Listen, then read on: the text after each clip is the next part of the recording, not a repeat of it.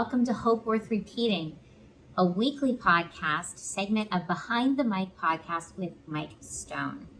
This is a special edition because I'm coming to you from Hawaii. This is my first time here, and so this podcast is being shared from the island of Oahu.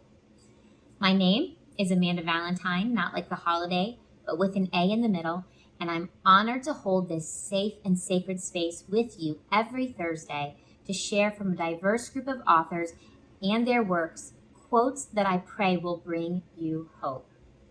Each week, I will provide you the link to the featured work and creator so you have the opportunity to dive deeper into hope worth repeating. If you are struggling to make a necessary decision but afraid of choosing wrongly, today is for you. If analysis paralysis has you all bundled up on the inside, left with no peace, you're in the right place. If you have multiple unmade decisions and are feeling stuck, I'm so glad you're here. Go ahead and take a nice deep breath. I even have the sound of the ocean coming in. As we take that breath, roll your shoulders back a few times as I share hope worth repeating from my featured author, Emily P Freeman, and her book, The Next Right Thing, a simple, soulful practice for making life decisions. Friends, I have a confession to make. I can be very terrible at making confident decisions. I fret and I worry. I weigh the pros and cons. Then I do a SWOT analysis. And of course, then I scurry around and ask everybody that I trust what they would do if they were in my shoes. Then after I've done all of that, I start the cycle all over again, which of course leads me to decision fatigue and the people around me to decision fatigue as well, and questioning every decision that I make. I wouldn't blame you if you're wondering, since this is a Christian podcast, why you didn't hear me say anything about prayer. I'll tell you, the truth is I like to make decisions quickly, impulsively sometimes, and oftentimes that keeps me from really digging into prayer. I do more worry praying, like this: God, I don't know what to do, but you do, so give me a sign, and if you could do it right now, even better. And then I watch all around me for signs to find what God might be saying to me. This is why I love Emily's book so much. It gives this indecisive mama hope. So I want to share it with you today. I've been listening to Emily's podcast for several years. It's also titled The Next Right Thing. In fact, her podcast is a huge inspiration for how I structure my podcasts. I love Emily's calm tone and practical application steps regarding making life decisions. For years, I have told my coaching clients to just make the next right choice. Then I heard a minister use the phrase, left foot, right foot, left foot, right foot, to make the same point. As someone who doesn't believe in 5-year plans anymore, I appreciate the ease of the next step or the next choice. As I tell my clients, we are always at choice, and that is actually freedom. But for people like me, the second guessers, more like the 100 guessers, being at choice can feel overwhelming and paralyzing. I would rather just someone tell me what to do. Emily says it this way, quote, unmade decisions have the power to either close us up in fear or open us up to love. This is both the burden and the gift of our indecision. We get to choose which one we carry. There it is again. We are at choice. We get to choose whether we carry fear or open ourselves to love. In Emily's book, she shares some statistics, regarding decisions we make as humans on the daily. She says it is estimated that adults make over 35,000 decisions daily, and that in a study conducted by Cornell University, 200 of those decisions are just about food. No wonder we feel so burdened by decision fatigue and overwhelm. And then there's the big decisions, right? There's the life decisions. Should I stay in my marriage? Should I retire early? Should we bring another child into our family? Where should we send our kids to school? And of course, the ultimate daily question, what should we have for dinner? That one will get a family going.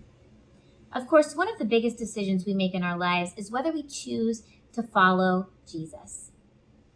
And friends, that was and still is the best decision that I have ever made. The truth is, as Emily puts it so eloquently, quote, unmade decisions hold power.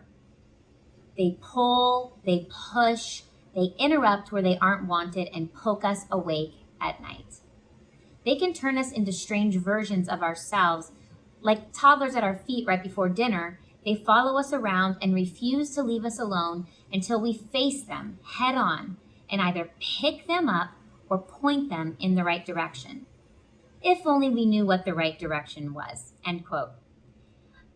I'm sure I'm not the only one that can completely relate to what Emily articulates here.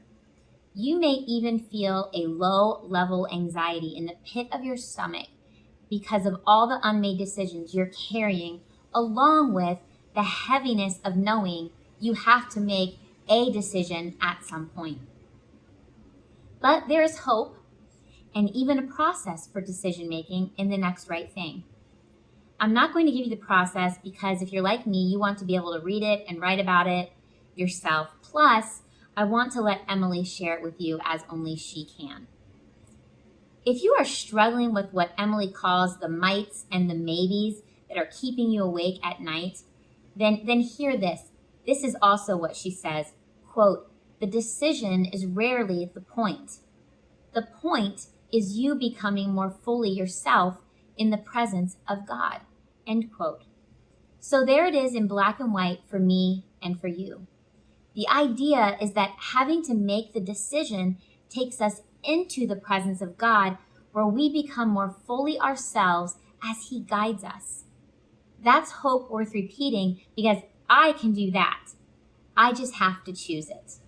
Instead of choosing fret and worry and living in the tizzy of trying to figure everything out, I can find peace in the presence of Jesus and take the time to process decisions. Lastly, I want you to hear Emily say this. Quote, if you're facing something and you don't know where to start, maybe doing the next right thing will be a welcome beginning. Being completely transparent, I've had to make some very difficult and life-altering decisions in my life. I made a decision years ago to stay in my marriage and to forgive. I made a decision to leave a job I loved with people I loved to get intense treatment for my mental health. I've had to make gut-wrenching decisions with and for my family, for my children. When my marriage ended in divorce this year, I had to choose each day to do the next right thing. Just make the next right choice. Just take the next right step. Just breathe the next breath and love the people right in front of me. I don't know what decisions you're facing, but please know that before making a decision regarding your decision, you can decide to spend time with your Heavenly Father and let His perfect love remove your fears. Thank you for listening today. I hope you have been inspired to read Emily's book and check out her podcast, The Next Right Thing. What I love most about her book and podcast are the practical tools she offers her readers and listeners. Practical tools you can put in your toolbox right away. She also has a guided journal now to help reflect and plan to help make decision-making feel more like freedom and less like paralysis. This is a newer podcast with the sole intent to spread hope in Jesus to everyone who listens. Please share and like, subscribe, review, and rate so that Hope Worth Repeating can go everywhere God intends it to go. I would also like to get to know you, friends and listeners, so please dialogue with me in the comments or on my social media. Let me give you some reflection questions to get you started. What unmade decision in your life is inducing anxiety right now? How will what you've heard from Emily's book today start to help you see that decision in a new light? Also, I've made the decision today to ask a deeply personal question of you. Have you made the decision to follow Jesus and let him guide your life? Or are you trying to lead your own life and come up with all the right answers on your own? I have found that in the darkest, weakest moments when I had to make a decision, he has not only given me guidance and wisdom, but also the strength to follow through with the decision. And that is hope worth repeating. As a reminder, this podcast is a weekly segment of Behind the Mic Podcasts, which is a weekly podcast that drops every Sunday. You will want to share and subscribe to these conversations of hope. I'll be back next week with a new author and a new book to share. Today's book and author are linked in the show notes, as well as how you can follow me on social media. I hope to hear from some of you this week, more listeners than I've heard from before. I'll end today with a prayer Emily prays in her book. Oh God, I am open. The decisions I'm facing have become too much. Ease my fatigue with your presence and my hesitation with your peace. Here is an issue that has me tied up in knots. Will you begin to untangle me? What do you want me to know today? Oh God, I am open. Bye for now, friends, from Oahu. I look forward to hearing from you, and we'll hold this space for you next week for some hope worth repeating.